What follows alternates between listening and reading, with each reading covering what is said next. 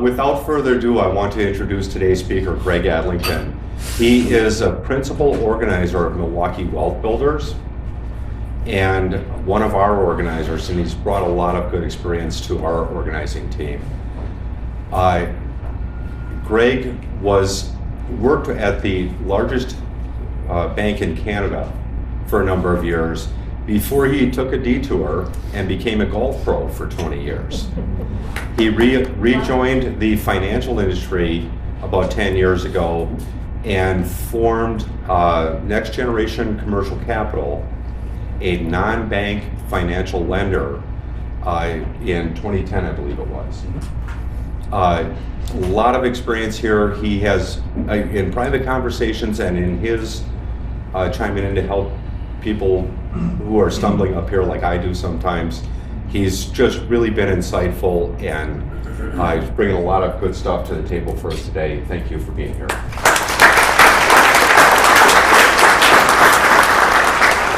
Thanks, Keith.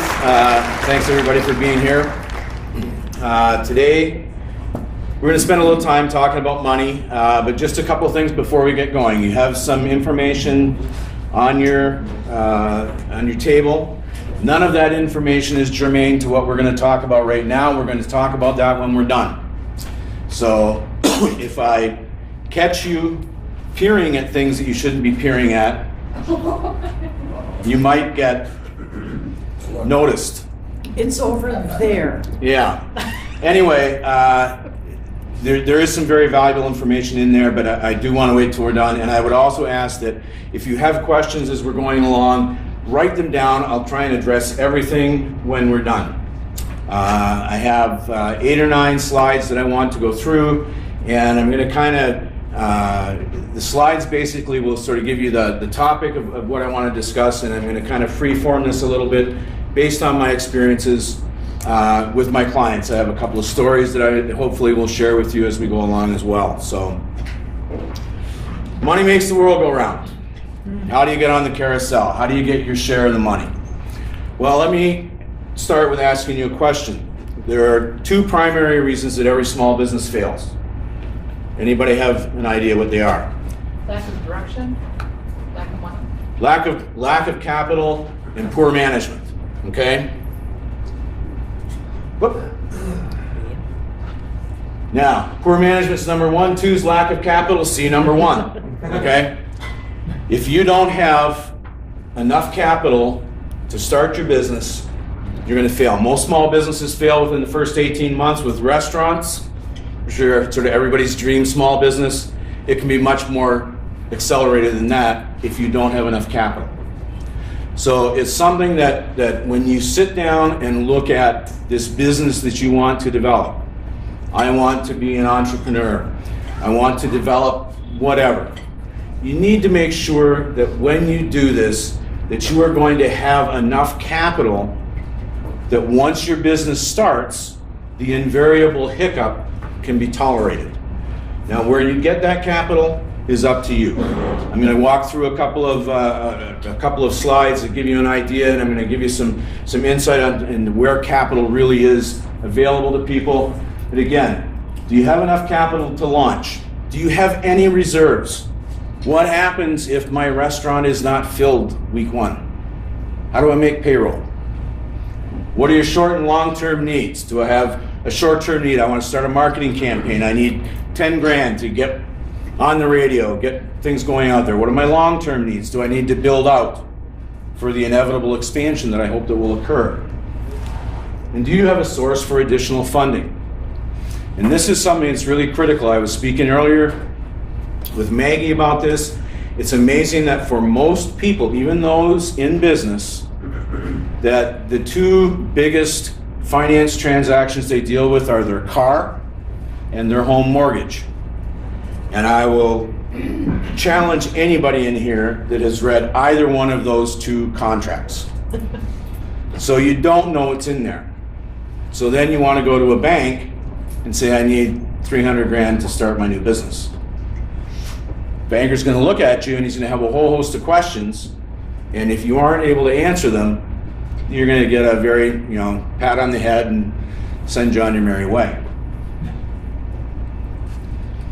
Sources of funds, and these are kind of in order. Okay? This is important. Your own personal savings. Every single investor is going to look at you, and everybody knows the term, everybody's favorite term in the money business, how much skin in the game. Okay? How much of you is exposed in this business financially? Number two, maybe you can borrow from a self-directed IRA. People do it all the time. It's done in the franchise industry all the time. It's not to say that it's a wise thing or a bad thing, but if it's something that you are capable of doing and have a level of comfort with, you can. Family and friends. Okay? You're going to look to your family and friends and try and pitch them on the idea, you know, whether you want to grind them into a corner and pin them up against the wall, that's up to you. But if your family and friends believe in you, they will probably invest with you. Uncle Ernie, I think everybody sort of has an Uncle Ernie, that uncle that maybe got a lot of dough that you really don't like, but you know, maybe I have to go ask him. Okay? That's sort of up there just for a little humor. Angels. Okay? Angel investors. Angel investors are investors that want to look at projects, a lot of tech, a lot of medical. They want to see things that are discovered. They're interested in developing new products that have huge upside. An angel, they're kind of your initial, in terms of the outside of family and friends funding source, or somebody who's got a dream. I'll give you a perfect example. There's a company in Madison called Exact Sciences. Exact Sciences has been public now for a number of years. They have recently been approved for a test that they believe that they will cure colorectal cancer. No more colonoscopies. Okay? The colonoscopy industry is not very happy about that. I think there's a joke there that I won't make, but when they first started, they looked for angel money. They would be looking for people to come in, and those people would take a pretty, sizable portion of the company. All right? Angels and venture capitalists. Venture capitalists are angels without the wings. Okay? They tend to have kind of long beaks. They look like vultures. And that's not fair. Venture capitalists, though, they will tend to come in after your first round of financing. If you need some additional funding to move forward, a venture capitalist will be there. But again, venture capitalists and angels, they want to know two things. What's my upside and how fast can I get out? They are not long-term investors in your projects. You may find that one of your family and friends turns out to be a venture capitalist. They'll say, okay, Greg, I'll lend you some money.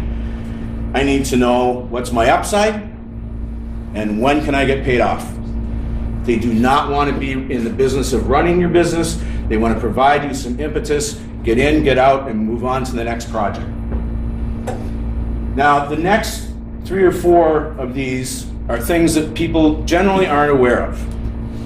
Investment banks, private equity funds, hedge funds, those are normally business page phrases that people gloss over and they don't really know. It's where people like myself come in. I'm certainly not alone in the industry. I am the best looking, but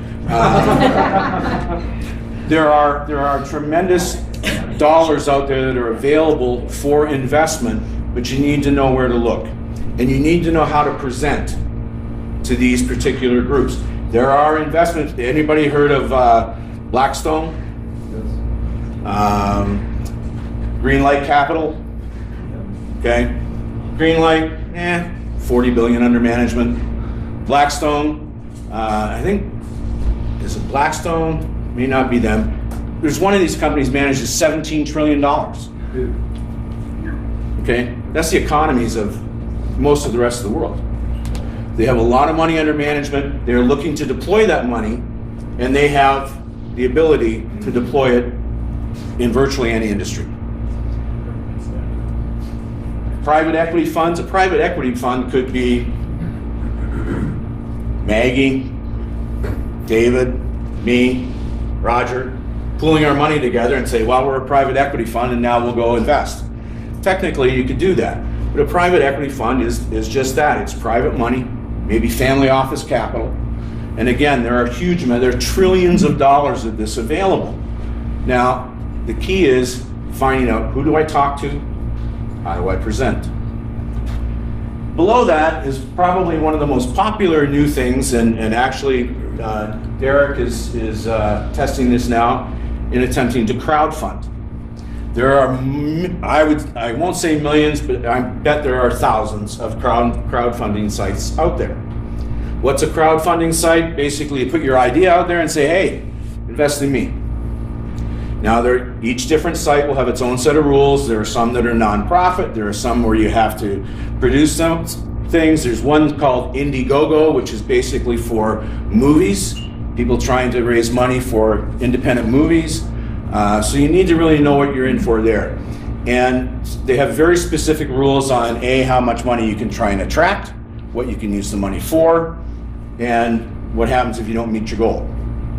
But this is something that more and more people are turning to, and you'll see a lot of young people, because they tend to be much more technically savvy than people my age, but they will look for these sites and see if there is an opportunity to grow some capital there. After that, you have things like unsecured business lines of credit. Well, that sounds great. You mean you're going to lend me some money with no collateral except my good name? Yes. And it doesn't have to be expensive, but what it does require is good credit. And like a lot of banks, people will always say, you know, when do banks want to lend you money? When you don't need it. When you need it, they don't want to lend it. If you have a very good credit profile and you have a business that is cash flowing, and I don't mean that it has to be cash flowing phenomenally, but if it's cash flowing and you have the capacity to repay, an unsecured business line of credit may be the way to go. And some of those unsecured lines of credit can start at 0%. Okay? After a certain period of time, maybe you're at 6, 7, 8, 9, 10%, whatever the number is, you're not at 25 unless you default. But again, they're there and they can be used, but your credit profile needs to be sound. Notice what is the last one on the list. I'm going to tell you the story. Keith wants to start a business. He wants to start a business where he goes around and sells stuff. So he's got his business plan all figured out. He goes to his bank, okay? Bank A. It's a very original name. First Bank of A. First Bank of A, he's had all his business there all his life. His home mortgage is there, his car loan is there, kids' college funds are there. He goes and meets with his commercial broker and says, hey, this is what I want to do. The guy says, great, thumbs up, I love it. Let me get some stuff. So he starts putting all his stuff together. Calls him 2 weeks later, he says, great, what's going on with my project? He said, oh, it's moving right along. He said, it's in credit committee. Okay, it's in credit committee. That's got to be good, right? So I call him up 2 weeks later. So what's going on? I said, well, it's through credit committee. I don't have an answer. And this might go on for 4, 5, 6, 7 weeks. Finally, somebody will call Keith and say, I'm sorry, Keith, we can't do your project. Keith is heartbroken. Keith calls his best friend, Greg. He says, Greg, what do I do? And Greg says, hey, you got to come to my bank. I'm at the First Bank of B. First Bank of B, my guy's great. I have my home mortgage there. I have my car loan. I have all this stuff. And we go through the same process at the First Bank of B. Guess what happens? 7, 8 weeks later, sorry, I can't do your loan. Keith finally swallows his pride, calls his father-in-law, and says, father-in-law, where do I go? He says, oh, you got to go to First Bank of C. That's my bank. Well, you know what happens. So he's gone through this process. It may have taken 8, 10, 12 weeks. The problem is, this is like saying, I want to eat fast food. I'm going to go to McDonald's, Taco Bell, KFC. You're going to get fast food at every one of those places. If you decide that you want to go somewhere where I can get something different than fast food, you can't just change the name on the franchise. It's still fast food. So you have to look beyond a traditional bank. Traditional banks are still struggling from what happened 6, 7, 8 years ago. And depending on who you want to talk to and your political persuasion, there's a great amount of arguing that can go on. The reality is the stability is more myth than reality. And there are a lot of banks that are still unable to lend money of any substance. They just can't tell you that. Could you imagine if you went to your bank and they said, and you said, I want to borrow some money, we'd love to let you borrow some money, but the Fed won't let us lend any money right now because we're in pretty shaky ground. Where's my next move? Over to the account closure department, and that bank would be out of business. So traditional banks, as much as you want to believe that every one of them is a good option, they tend to have to play by the same set of rules. And what do all these people want? They want your collateral, your children, your soul. Okay, you're going to have to be prepared to pretty much sign over everything you have, depending on what it is you're trying to do. The stronger your position, better off you are. We all know what the golden rule is: do unto others. Okay, in the money business, there is the golden rule. The guy that has the gold makes the rules. And it's something that we have to live by. It's not bad, but you have to understand that. So from the standpoint of who has the most leverage, it is the guy with the gold. So you will need to be prepared. Now, some of this is negotiable. You may want to get rid of your children. They might be an option, okay? But you have to understand that you are going to, in all likelihood, have to, because the person lending you the money needs to know that you're vested in the success of this. I want to talk about SBA. When we talked about bank loans, one of the things that banks can do is there is a type of loan called an SBA loan, Small Business Administration. There are two kinds, 504s and 7As. We're going to talk only about the 7A loan. This is the loan that most small businesses will get. They have relatively low lending limits, $5 million maximum loan, so you're not going to get a 7A loan to start Briggs & Stratton, okay? But you can get a 7A loan to start a company that makes widgets for Briggs & Stratton. The barrier to entry here is relatively low. It's not specifically credit driven. They do have minimums. The advantage to an SBA loan is they have higher loan to value ratios, which means you don't have to bring as much money to the table. In fact, you can do this with as little as 15% down. So I have $1 million business I want to buy. I can do it with putting as little as $150,000 down. Now, where do I find these 7A loans? Like I said, most banks can do them. Not all do. And not all banks are required to do them. And those that do can lend on certain industries, and they can preclude certain industries. It's up to them. So the key is to find whatever your business is, where are the banks that like to lend to my type of business? Okay? What do they lend on? They will lend on owner-occupied businesses.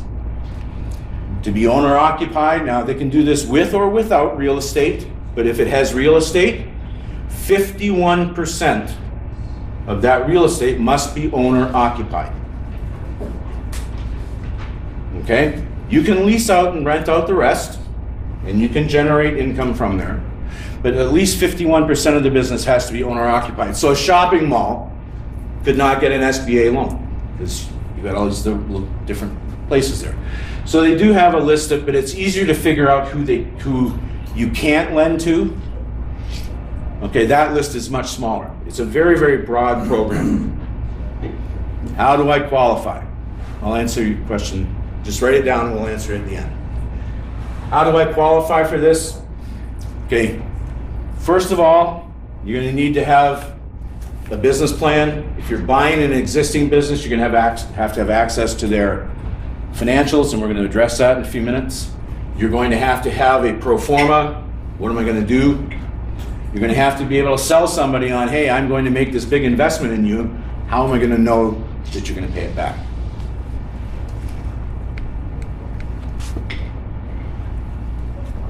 So the first thing you got to do is get your house in order.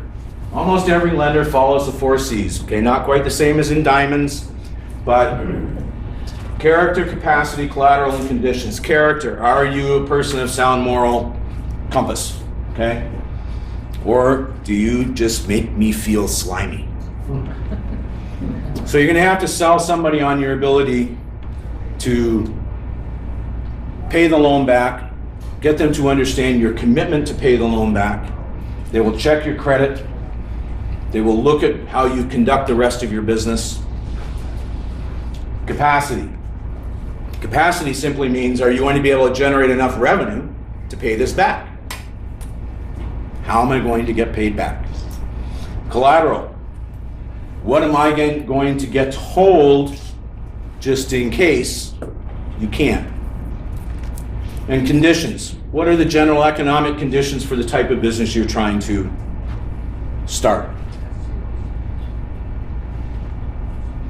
Know your credit.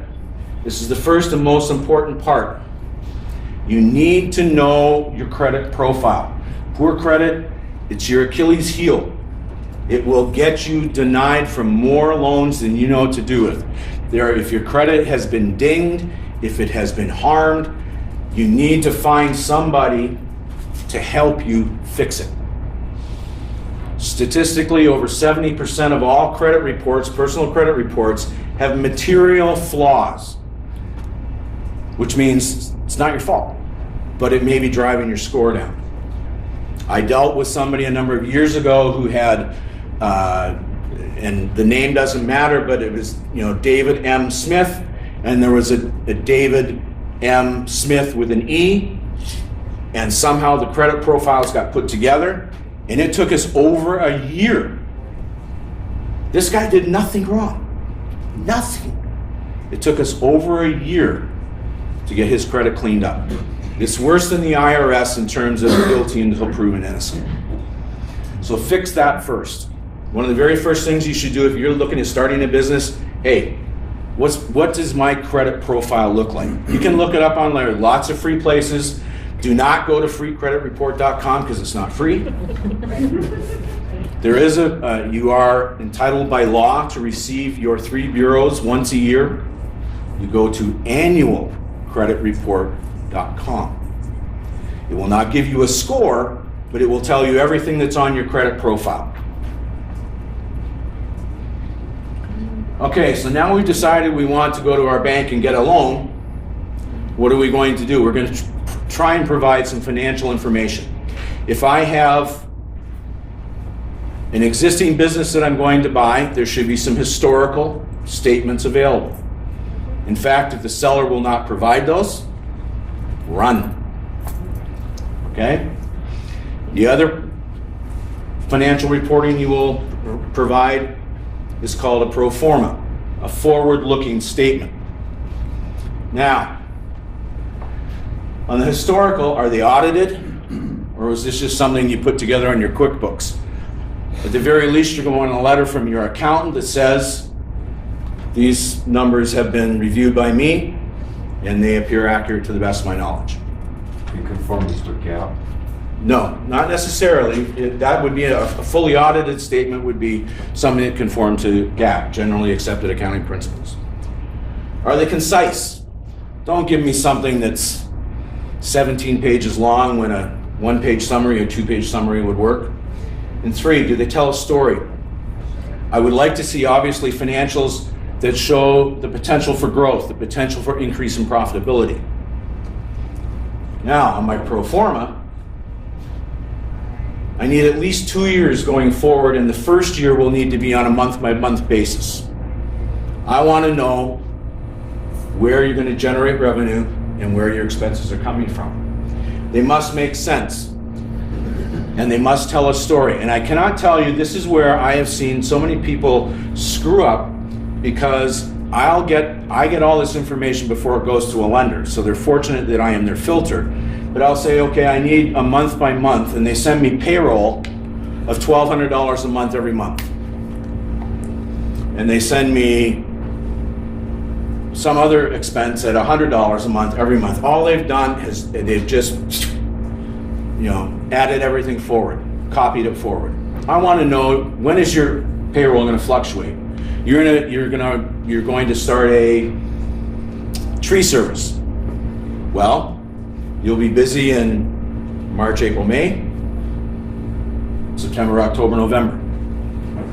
Other months you may not be busy. Well, I would expect to see some fluctuation there. In other words, don't just copy and paste some crap. Because what'll happen is an underwriter will see that, and guess what they'll say? That's crap. Business plans is the most overrated and abused document in the world. Most business plans are simply fluff, and fluff is generally it's a red flag. Okay? If I see a business plan that's more than 25 or 30 pages long, first of all, it's probably come from a piece of software or an online site, and you've just plug and play some numbers in there, and away you go. Tell your story clearly and concisely. If you're going to have a 25-page business plan, the first page should tell me everything I need to know. And then you can expound on it as you go on. Your financials must be near the front, because those are the things that count. I, as your banker, could really care less that you are going to feed starving children, and that you're going to stop the abuse of animals, and that you're going to make the sky blue for everybody. I want to know how you're going to make money doing it. Those other things are nice, and it's not to say that all bankers and financial people are heartless. I do like dogs, I do like blue sky. But I want to know, can you pay me back? Okay? So, I looked at a business plan 7 or 8 months ago, and I'm kidding you not, it was 244 pages long. Oh my gosh. And you know how much money the guy wanted? 30. $85,000. You printed 244 pages of crap for 85 grand? And it was for a small franchise. And what he did is he went to the franchise company website, and they said, we have help for you to do your business plan. And I'm sure he spent 5 minutes plugging in his local zip code averages, and he got this big, I'm not kidding, 249 pages. Okay, tell your story clearly and concisely. I should be able to sit down, we all talk about our elevator pitch. Okay, I don't need to know your business in 30 seconds. But if I sit down with you and I said, David, I need you to explain to me what are you trying to do here? I want to be able to, in 3 or 4 minutes, go, okay, we can move forward with that. Sell your vision succinctly. Know it, okay? Know it. You be passionate about it. Believe in it. Derek believes in his business. He believes that he is going to develop that, and that is something that somebody eventually will hook onto and say, you know what? I believe that you believe, and I believe you can do it. Especially when you're starting a new business, you have to have passion. I want to start a UPS store. No, because I like Browns, my favorite.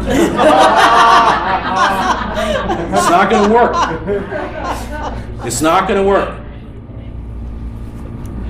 All right, a couple of terms.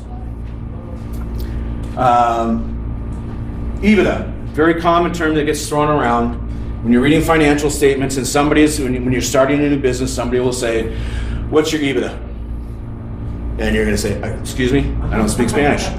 Okay? EBITDA stands for earnings before interest, taxes, depreciation, and amortization. In other words, it is a 6-letter acronym for the 3-letter acronym underneath, net operating income. Basically the same thing. So if you can say, what is your net operating income or your EBITDA, that will tell you how much cash flow the business is throwing off and what its capacity is to support certain amounts of debt. DSCR is something we hear a lot when you're dealing with multifamily properties. It stands for debt service coverage ratio. It will generally be reported as an integer, 1.4, 1.5, 1.6. Basically what it is, it says, okay, how much income do you generate? What is your debt? Divide the debt into the income, and it better be greater than 1.0, or you're in trouble. So for example, I have $100,000 worth of gross income, and I have $50,000 in debt. My debt service coverage ratio is what? 2, because I have 2 times the amount of income to service that debt. Okay? Phase one is something that will be done if you are buying real estate, unless it is a ground-up construction in which the phase 1 will be done as part of. In all likelihood, a lender is going to want a phase 1 environmental study done. What that is they want somebody to come in, test some soil, look at some things, make sure that they're going to do a cursory look back through history, make sure there aren't underground oil tanks, any potential environmental hazards that could jeopardize the site. PCNA stands for a property condition and needs assessment. That's more for multifamily housing. If you have an older building, somebody might say, I need a PCNA done. They'll have somebody come in and say, does he need a new roof? Does he need new HVAC? Is the parking lot in good shape? They're looking to see if you have major capital expenditures on the horizon. All of these terms you will hear depending on what type of business you're looking at developing. The key is, first 2 deal with income. What do I have available to pay debt? The middle one is, at what level can I pay the debt? Can I pay it 1.4 times, 1.5 times? The last 2 represent testing that's done based on whatever property it is that you're looking to put yourself into. Here's the last thing. This is the most critical part. Tell the truth. Tell the truth to me. Tell the truth to the lender. Because today in the money business, you have a one-strike policy. If a lender feels that under any circumstance you have deliberately misguided, misled, underreported, you're dead. Not mafia dead, but financing dead. Okay, they will turn you away and you'll have to go somewhere else. And you may not have a lot of options. So tell the truth. Spill all the beans. Okay? We all have warts. Put them out there because somebody will say, okay, yeah, this is a problem, but I think we can deal with this. You would rather that than have somebody say, Greg, you didn't tell us about that. Oh, forgot. Well, now they have to figure out, are you lying to me? And if your deal is kind of on the fence, they might just say, well, we're going to take a pass. Okay? Every stone will be turned. That's what underwriters do. It's their job to look for reasons not to fund. So be honest. Tell the truth. I'll tell you one quick story, and sometimes people don't tell the truth because they just forget. They didn't intend to lie. I had a client, deal out west, and we were literally our final conversation before we were going to do closing documents, talking to the lender, just going through again. And it's like going to, it's like being in the box on in a police drama. Okay, they ask you the same question over and over and over and see if you give them a different answer. Okay, and we were just going over some things. They said, okay, now the rent that you pay to yourself is this, yeah. And they said, well, except for. And I said, except for what? I said, well, we pay $5,000 a month for some stuff we store somewhere else. There's a little pause, and the lender didn't say anything. I said, okay. We continued the conversation, hung up. My phone, you don't really hang up anymore, you press. But my phone immediately rang and goes, what the hell is that? I don't know. Well, it turns out my client, who had 2 buildings full of their stuff, rented other space that cost them $60,000 a year that they didn't have to pay themselves as the holding company, killed the deal. 4 months worth of work. Oh. They didn't deliberately lie, but they just didn't spill all the beans. Okay, that's why it's critical. So, that's me. That's that. I would be glad to entertain any questions you had relative to that, and then we'll address the documents you have. Keith. Yeah, great. Greg, the last part, the full disclosure, my traditional banker, my guy,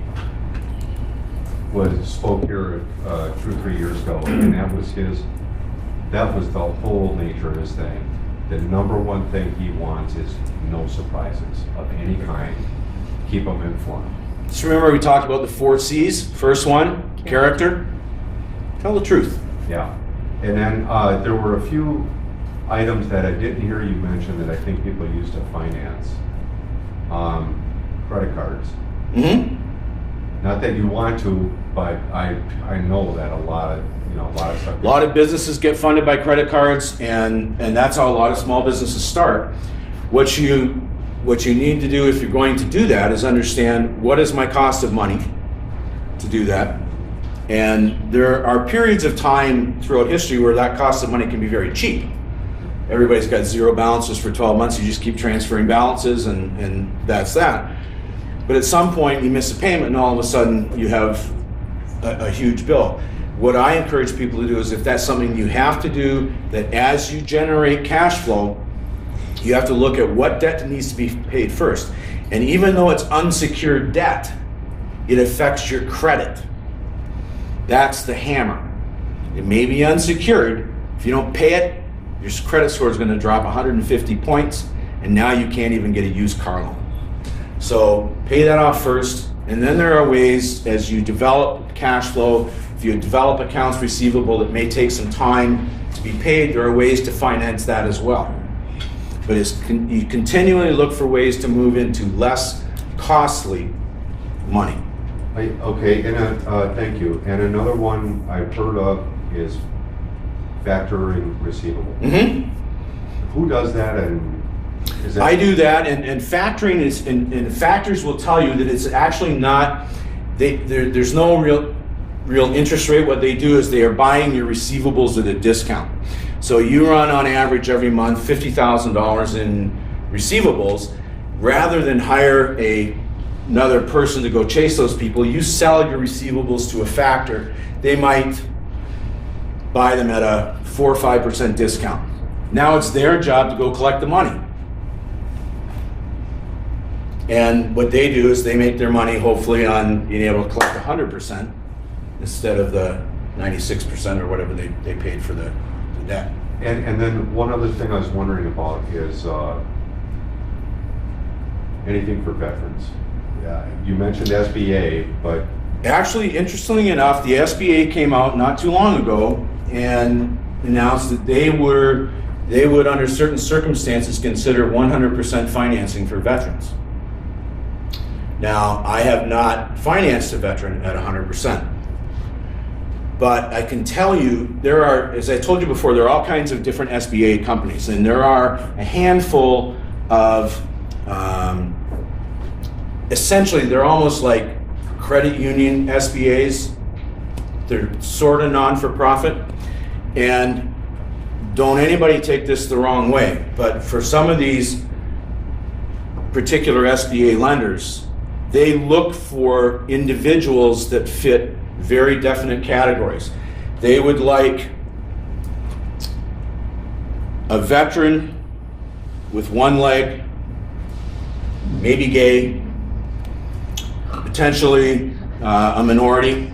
I mean, again, they look for these, and the reason they do is because it's their goal is to help people in a lot of in this certain segment of society that may struggle to find financing. The SBA, certain of these SBA facilities, that's what they look for. In fact, I have one, and again, what's the most important thing that I need to know? Can you pay it back? On their application, first 3 pages are all about demographics. Are you going to hire any veterans? Are you hiring disabled people? How many, that they like rural communities? Again, these are things that traditional banks don't really look for. So there are SBA lenders out there that are looking to help very specific demographic groups. so if someone's a veteran, they had questions on that, could they call you and get Nobody kind of pointed in the right direction? Nobody can call me. My phone's blowing up as we speak. Absolutely, there are, and look, everybody, and my son is a veteran, and everybody is looking to do things for veterans, and I think that's great. There's a lot of, again, there's a lot of snake oil out there, and there are a lot of ways for people to get taken advantage of. So yes, if somebody has a question, send them to me. If I can't help them, I will send them somewhere where they can. But there are people out there that are legitimately looking to do those things. Yes. All right, way back when you were talking about must be 51% owner occupied. Yes. Define that a little bit further. Okay, I have a 4,000 square foot building.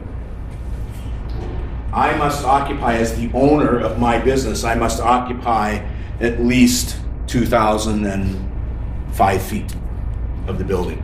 In other words, more than half must be owner occupied, so that it doesn't appear that I'm now an investor looking to just lease out space to other people.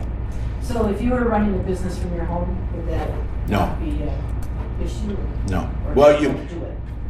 you can't get an SBA loan on your home. But you could get an SBA loan, you could get a business-only SBA loan that you ran from your home, but you couldn't collateralize your home real estate, no. Okay, thank you. Yes? When I was in banking, we used to refer people to WIBIC, Mm-hmm. the Women Business Owner Association. Or, I don't know if you can And talk- contrary to the name, WIBIC will lend to men. They'll lend to anybody. Their limits are relatively small. They almost qualify in the microloan category, 50 grand and less. But every state will have certain government agencies. You know, the one in the paper that everybody's seeing right now, WEDIC was developed with the intent of helping small businesses. As like a lot of government programs, it's had its struggles. WIBIC has been successful. MEDC, the Milwaukee Economic Development Commission. There are, one of the things you need to look at is where can I get capital fastest and cheapest? And sometimes it's going to, it could be WIBIC. There's another one that I've dealt with, and I'm drawing a blank right now. But there are a handful of them that will certainly, and if they can't help, they will point you in the right direction. There are good people in those agencies. Like I said, sometimes they get stuck in the bureaucracy, but they can be real good opportunities. Other questions? I have to know what you think of Shark Tank.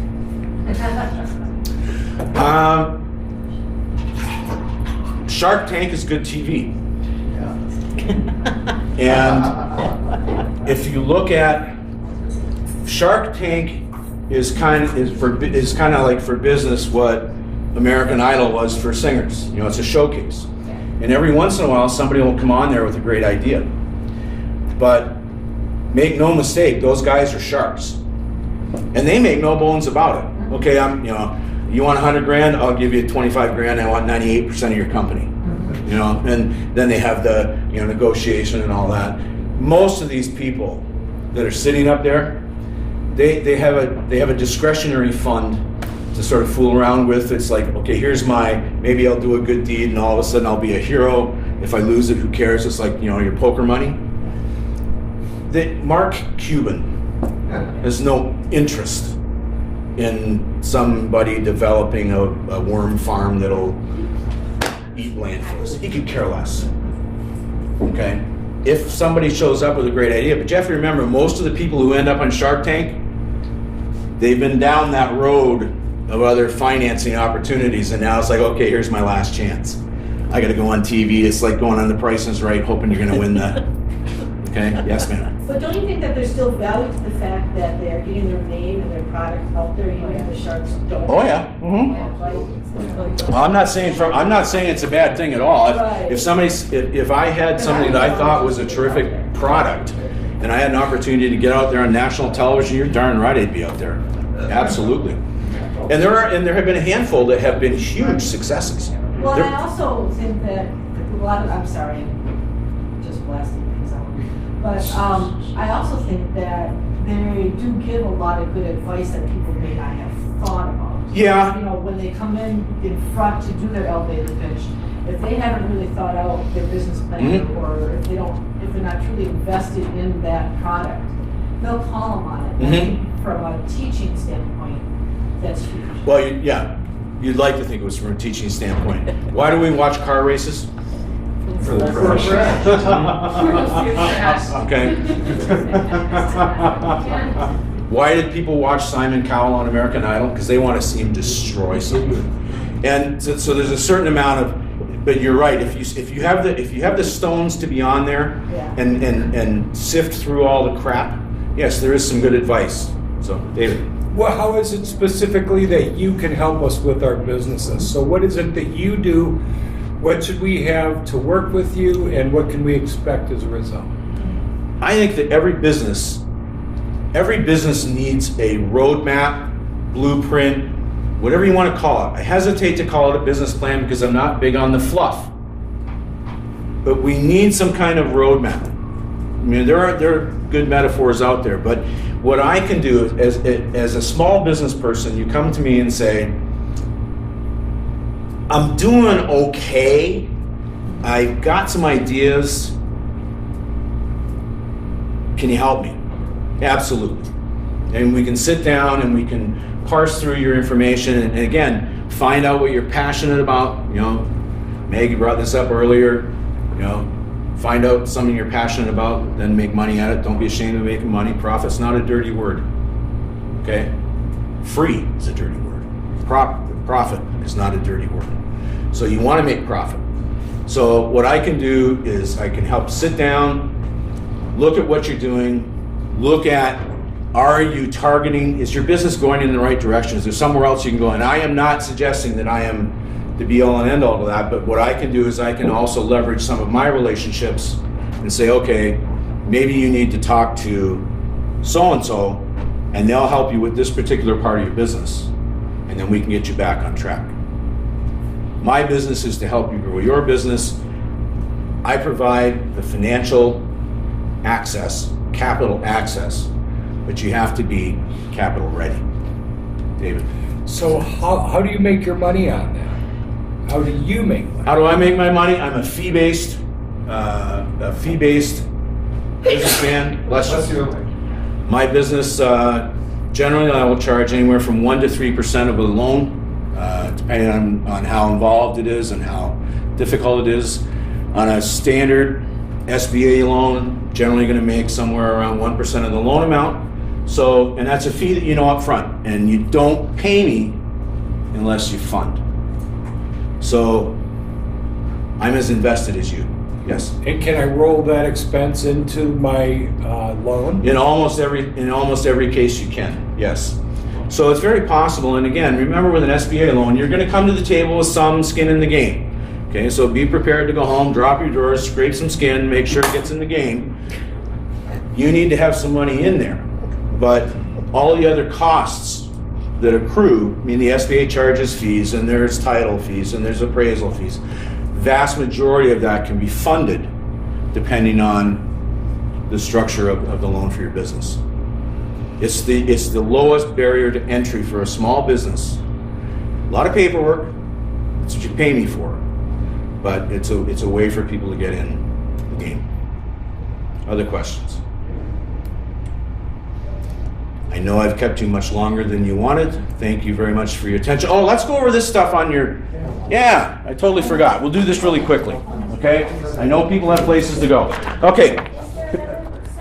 Page 1. Yes. Okay, reference material business plan. 20 questions to ask yourself. This is something I put together. I stole from some people. I put some of my own on there. But these are questions you want to ask yourself. And if you know somebody that wants to start a business, say, okay, I have this sheet of paper. I want you to be able to answer all 20 of these questions. Okay? Second page, the second and third page, the second page is for SBA loan application information. This just gives you an idea of what you might need to do for an SBA loan. Again, if you're thinking about something like this, call me. Okay? I am your best bet to get funded, period. You have a page on crowdfunding tips. If you're going to crowdfund, okay, there are some rules of engagement, proper protocol, you want to follow it. Okay, it's like when you email, don't email in all caps. What's that called? Shouting! No shouting, okay? The last 2 pages are kind of like, how do you know you found the right franchise for you? And again, this is information that's been gleaned from my own experience, from different publications, from the SBA. So these are things to look through, and it's basically to give you some things to think about for when you're going to make that decision. Like I said, you really want to have a UPS store? Somebody might. Somebody might say, you know what, I've been in logistics all my life. This stuff excites the heck out of me. I want to be brown. Okay, cool. You'll do well. Okay, last thing. Everybody should also have a survey here. Surveys are very important. We at the Wisconsin Business Owners take these very seriously, so please take the time to fill it out and let us know what you thought of today, every way, shape, or form.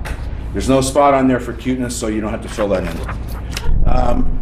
Any other questions before I wrap up? My name is Greg Adlington. Next Gen Commercial Capital, 414-467-5001. Greg at nextgencc.com. Your solution to your money problems.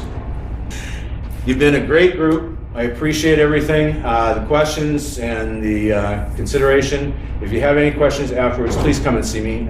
Again, use me as a resource. I'm here to help. I want you to succeed. We all want everybody to succeed. So thanks. Enjoy the day. Have a great weekend.